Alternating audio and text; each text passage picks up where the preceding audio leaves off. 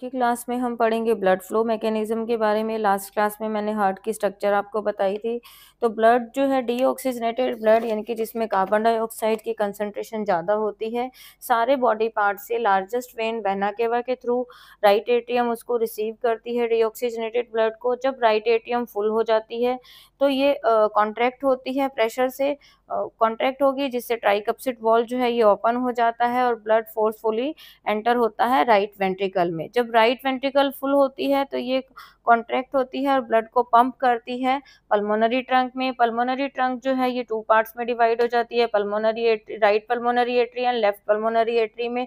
ये दोनों ही डीऑक्सीजनेटेड ब्लड को ऑक्सीजनेशन के लिए लंग्स में लेके जाती है। लंग्स में जब ब्लड का ऑक्सीजनेशन हो जाता है तो उसके बाद पल्मोनरी वेन के थ्रू वो ब्लड जो है लेफ्ट एट्रियम में आता है। लेफ्ट एट्रियम जब फुल होता है तो कॉन्ट्रैक्ट होता है और बाइकप्सिड वॉल या मिट्रल वॉल जो है ये ओपन हो जाता है, जिससे ब्लड एंटर करता है लेफ्ट वेंट्रिकल में। लेफ्ट वेंट्रिकल फुल होती है और फिर ये पंप करती है ब्लड को अरोटा में। तो जो लार्जेस्ट आर्टरी है अरोटा जो है फिर आगे जाके ब्रांच हो जाती है वेसल्स में। इन वेसल्स के थ्रू ब्लड जो है वो ट्रांसपोर्ट होता है सारे बॉडी पार्ट में, अगेन फिर वहां से डीऑक्सीजनेटेड होता हुआ वापस हार्ट के अंदर आता है। तो इस तरह से ब्लड का जो फ्लो मैकेनिज्म है ये चलता है।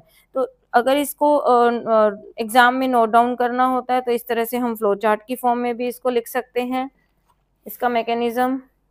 नेक्स्ट जो हमारा टॉपिक है वो आता है डबल सर्कुलेशन। तो डबल का मतलब होता है कि ब्लड जब अपना पूरा कंप्लीट साइकिल करता है तो उसमें हार्ट में से 2 बार जो है वो एक कंप्लीट साइकिल में पास होता है। तो इसके 2 पार्ट है, एक है पल्मोनरी सर्कुलेशन, एक होता है सिस्टमिक सर्कुलेशन।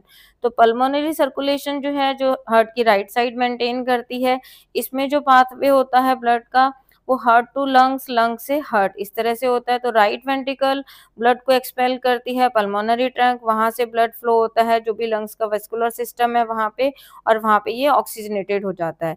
तो हार्ट जो है फिर ऑक्सीजनेटेड ब्लड हार्ट में जाता है पल्मोनरी वेन से। फिर सिस्टमिक सर्कुलेशन, तो सिस्टमिक सर्कुलेशन मेंटेन होता है लेफ्ट साइड में। इसका जो पाथवे है इसमें अरोटा अरोटा डिवाइड होती है आर्टरीज, आर्ट्रियोल, कैपिलरीज के अंदर, और ये सप्लाई करती है oxygenated blood various parts, body के वेरियस पार्ट्स को।